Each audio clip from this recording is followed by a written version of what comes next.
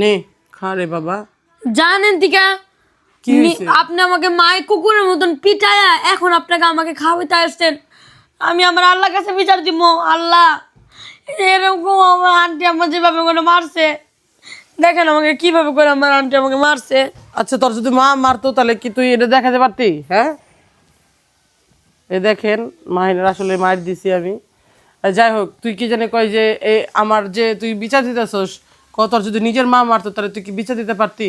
আমার নিজের মা কোনোদিন আমাকে এরকম ভাবে কুকুরের মতন পিটাইতো না। আপনি যেরকম ভাবে আমাকে পিটাইতেছেন। দেখছেন মাহিনকে আমি আজকে তো আমার নিজের একটা ছেলে থাকতো তাহলে কি আমি ওর শাসন করতাম না? কিন্তু দেখেন মাহিন আমাকে ছোট করে কথা বললো, ওর বলে আমি কুকুরের মতো পিটাইছি।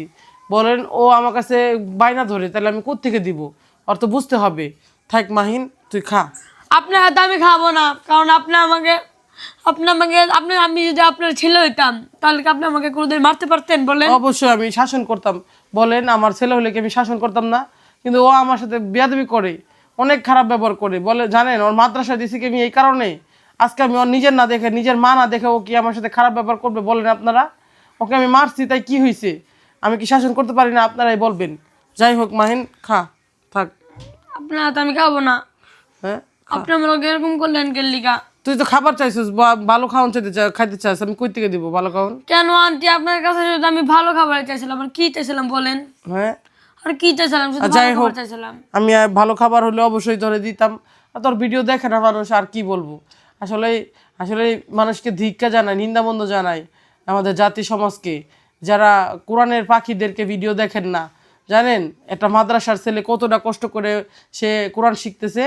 আরে আপনি মরণের পরে আপনার এই কোরআন তেলাওয়াত করবে কে? আপনার মরণ কবরের পাশে যে আপনি যখন মারা যাবেন আপনার লাশের পাশে কে কোরআন তেলাওয়াত করবে? একটা আলেমের প্রয়োজন আছে, আলেমের ছাড়া জানাজা করা যাবে না।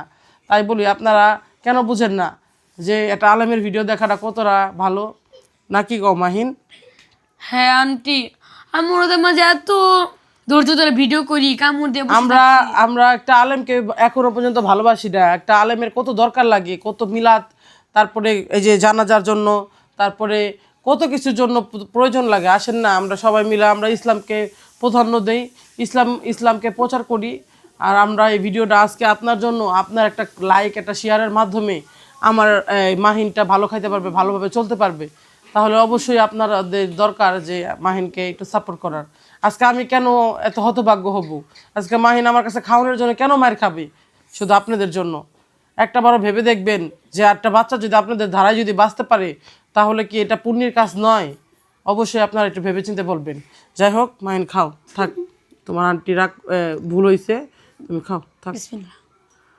খাও। যাই হোক মাহিনকে সবাই দোয়া করবেন, আর মাহিনের মুখে যেন আমি ভালো খাবার তুলে দিতে পারি। আর আপনারা সবাই দোয়া করবেন মাহিনের জন্য। কি বলো মাহিন? হ্যাঁ, আপনারা সবাই আমাকে দোয়া করবেন আর সবাই আমার ভিডিও দেখবেন। হ্যাঁ, অবশ্যই ভালো ভালো কাজ উপহার দিব। আপনারা কেন বুঝেন না যে মাহিন তো এখনো কোনো নষ্টামে ভিডিও করে না, মাহিন ইসলামিক ভিডিও করে। অবশ্যই লাইক কমেন্ট শেয়ার প্রাপ্ত মাহিনের ভিডিওগুলা, অবশ্যই ভিডিওগুলো শেয়ার করবেন।